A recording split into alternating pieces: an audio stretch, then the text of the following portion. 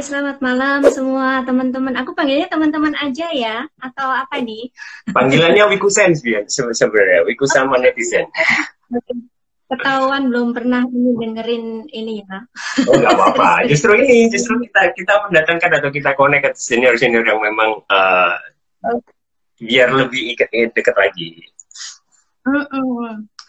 Selamat malam teman-teman penggemar Wikusen semuanya, sehat-sehat semuanya. Amin. Semoga sehat selalu karena memang COVID-nya masih belum mau pergi.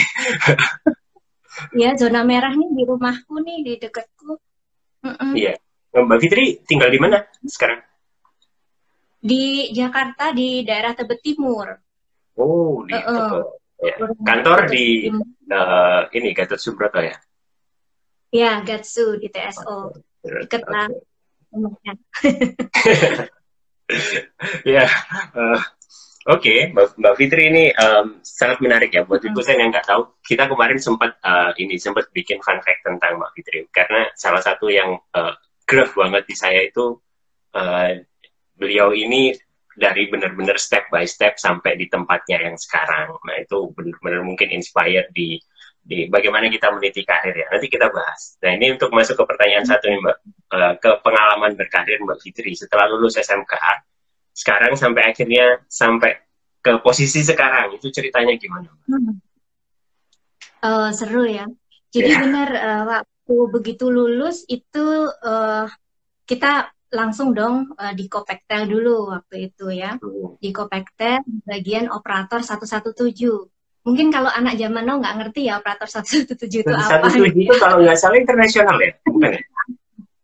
117 itu gangguan, Wak. Jadi kalau ada gangguan, kamu telepon kami, kita angkat, oke, kodenya berapa, kresek-kresek, putus-putus, itu kodenya sekian. Nah, kita input ke sistem, terus kasih ke teman teknikal.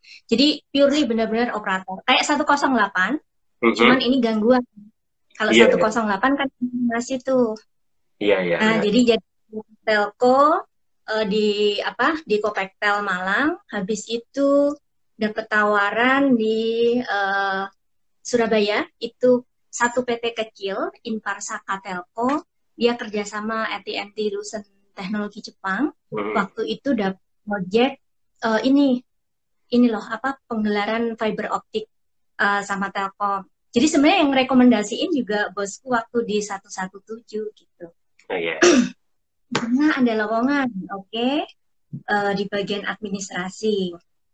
Cewek sendiri tuh, Wak, karena di sana kan orang lapangan semua ya. Iya, pasti cowok yang kuat-kuat. Wanita disarang laki-laki. Terus setelah itu ada buka lowongan tuh di Telkomsel sama di Lintas Arta. Nah, aku daftar dua-duanya. Cuman yang Telkomsel itu proses rekrutmennya panjang gitu sampai hampir berapa ya? 3-4 bulan. Aku keterima duluan di Lintas Arta. Pindahlah ke Lintas Arta Jakarta. Di Lintas Arta Jakarta dapat 2 bulan di bagian administrasi technical visat waktu itu. Tapi masih ini kan, masih kayak orientasi gitu kan, pada 2 bulan. Yang Telkomsel manggil tuh. Telkomsel manggil, galau ya. Galau, pasti tuh.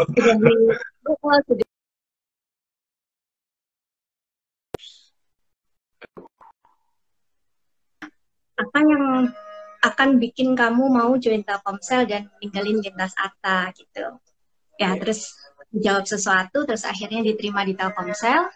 2 bulan aku jadi resign dari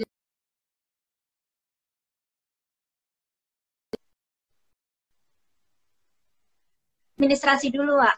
Administrasi apa coba? Administrasi logistik atau pengadaan.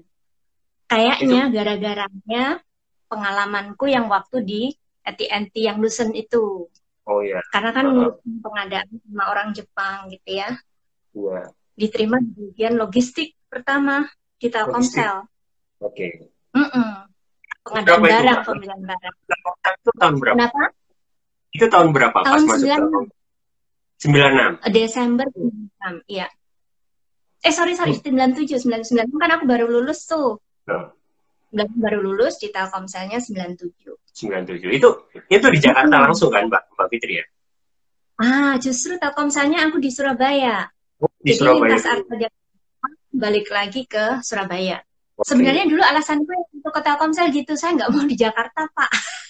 Kalau Telkomsel menerima saya di Surabaya, saya mau join, aku bilang gitu. Oke, gitu. Kan jadinya turun waktu itu, Ci. terus Mbak itu ngurusin logistik tadi kan, terus ngurusin logistik, habis itu dibentuk ada GM baru, divisi baru, nggak ada sekretarisnya, akhirnya disuruh jadi sekretaris. Oke. Terus habis sempat pula ini Wak, yang customer service-nya tuh pada hamil gitu kan, yang di depan. Terus akhirnya yang kecil-kecil di belakang tuh suruh ke depan, ganti jadi customer service. Jadi aku pernah tuh yang customer service di Grapari tuh. Tahun-tahun berapa. Udah lama jadi customer service. Habis itu kebagian kayak aktivasi, validasi pelanggan, yang nelfonin, cek berkas, macam-macam itu pernah juga. Terus akhirnya sampai tahun berapa ya dulu, 2004 mungkin ya, di Telkomsel tuh kayak ada pemilihan area karir. Terus aku milih ketika di CS tuh kok berinteraksi dengan orang itu menyenangkan, akhirnya aku memilih karir sebagai personalia atau HRD. Nah, mulai dari itulah karir ke HRD aku berjalan. Oke. Mulai dari jadi itu lumayan panjang dan hikmah yang saya dapat ini sebenarnya dari Mbak Fitri itu kita nggak bisa pilih-pilih pekerjaan mungkin ya. Jadi adanya apa kita kerjakan sebaik mungkin gitu Mbak ya. Karena di balik itu ada manfaatnya Mbak. Apapun pekerjaan itu di masa depan kita harus percaya bahwa itu suatu saat bermanfaat buat kita. Iya, karena itu membangun diri kita. Benar sekali. Terus ini kalau faktor yang paling mempengaruhi ini Mbak sampai bisa menemukan karirnya itu, ini kan biasanya nih kalau sudah berpengalaman itu ada dua hal yang membuat kita memilih pekerjaan. Yang pertama pasti financial things karena finance-nya. Kedua karir. Nah kalau karir ini bos akan menentukan. Kita memilih bos yang benar itu akan menentukannya. Kalau di ceritanya di versinya Mbak Fitri itu yang paling menentukan apakah itu benarkah begitu, dapat bos yang benar akhirnya karirnya bisa langsung naik atau gimana? Ya, pada awalnya kita berpikir seperti itu, tetapi ketika semakin ke sini, saya tahu gimana rasanya jadi staff, saya tahu gimana menjadi leaders yang punya tim, akhirnya menurut saya bahwa karir itu sebenarnya ada di tangan kita sendiri. Masalah bos itu hanya perantara, tetapi at the end yang benar-benar berpengaruh itu ya diri kita sendiri gitu. Kita nggak bisa rely on ke bos kita karena kita nggak bisa milih kan, punya bos yang bagus, punya bos yang mungkin galak atau apa gitu. Dua tipe bos itu baik maupun yang menurut kita nggak nyaman itu sebenarnya memberikan satu pembelajaran tersendiri buat kita gitu. Kalau kita punya bos yang enak, ya mungkin dapat ini ya sama lah kayak punya orang tua yang manjain kita, bisa kasih keleluasaan kita ini, tergantung kita juga kan. Itu bisa jadi kekuatan, bisa jadi weakness juga. Iya benar. Nah, bos yang gak juga gitu, Wak. Kalau kita melihatnya dari sisi yang negatifnya ya kita bakalan sebel gitu kan. Tapi kalau kita melihatnya yang ya bos yang galak itu kadang justru bikin kita jadi maju loh. Percaya deh. asal jangan diambil negatifnya, diambil positifnya aja gitu ya. Dan kitanya juga berusaha untuk mengambil sisi baiknya gitu. Kemudian yang pertanyaan selanjutnya nih Mbak, bagaimana tips untuk mendapatkan pekerjaan baik untuk fresh graduate maupun mereka yang sudah berpengalaman? Oh ini lebih ke platform ini Mbak. Jadi kan teman-teman yang nonton ini kan ada dua ini ya, ada dua flavor lah. Jadi ada dua grup. Yang pertama itu mungkin teman-teman adik-adik yang baru lulus, yang kan ini barusan banget lulus. Nah itu sama teman-teman yang sudah beberapa tahun berkarir. Nah, kalau ada platform atau cara yang baik untuk kita searching pekerjaan itu yang sekarang lagi booming di Indonesia atau di manapun itu apa ya Mbak? Ya. Pas banget nih, Wak. Karena aku sekarang tuh kan di business partner, business HR, business partner tuh tugasnya ada 3 kan. Mulai dari capacity building, jadi kayak hiring orang. Jadi rekrutmen, kemudian capability building, mulai dari rotasi, ngepromosiin orang, muter orang, karirnya gimana, sama yang ketiga tentang culture. Nah, jadi kalau pengalaman terkait rekrutmen nih, apalagi yang sekarang, kalau teman-teman Moklat, itu mungkin kan kebanyakan IT kan kita ya. Jadi sekarang tuh emang banyak banget platform baru, tapi masing-masing tuh memang punya uniqueness sendiri gitu. Kalau IT memang Gig Hunter lah ya, itu yang pasti paling oke gitu ya. Terus LinkedIn itu juga mendominasi. Urban Hire itu juga oke. Nah, teman-teman kalau pingin misalnya dapat ini kenalan orang, ngobrol dengan karyawannya yang kita pengen tuju, kemudian ngerti salary-nya, ngerti culture-nya gimana, itu bisa join apa sih aplikasi namanya, kerja ya kalau nggak salah, yang pakai Q. Pakai Q gitu ya. Itu, nah, itu ada uniqueness itu di sana. Terus kalau yang dari Filipina itu juga oke tuh, apa tuh yang namanya Caliber ya, kalau nggak salah, KLIBRR itu. Itu pernah lihat itu. Base-nya di Filipina, tapi dia banyak juga untuk Filipina sama di Indonesia.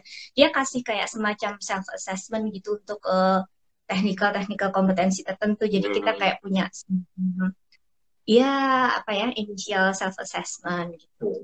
Jadi si calon pekerjanya itu dites, kayak semacam dites sehingga bisa mempromosikan dirinya lebih baik gitu, Mbak ya? Iya, karena kan memang itu ya, apa ya. Nah, ini juga satu apa ya, bisa dibilang keluhannya kami yang di company itu adalah kita tuh lowongan banyak, tetapi susah banget dapetin kandidat yang match dengan apa yang kita mau. Ini adalah fakta, dan ini studi yang dilakukan oleh Tower Willis, konsultan HR, bahwa 8 dari 10 company di Indonesia itu kesulitan cari talent yang pas dengan yang dibutuhkan. Padahal di Indonesia banyak pengangguran, kita susah cari kerja, gitu kan. Padahal pantesan ekspatriat masuk semua ya.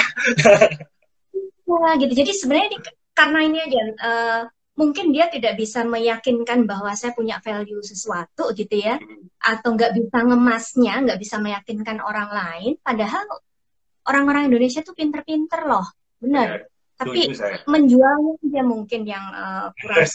Nggak bisa jualan. Ya. Saya juga ngalamin. Ya, banyak pengalaman kalau mau cerita tentang bagaimana interview gitu-gitu, inilah bisa share. Yeah. Jadi satu lagi tuh, Wak, yang baru tuh, siapa yang foundernya si Nigel Hebro itu, Astronaut itu juga cukup unik. Namanya Astronaut. Dia banyak dipakai Google Indonesia, Gojek, kemudian Kompas, itu pakai sana juga. Kita juga pakai Ekrut juga oke.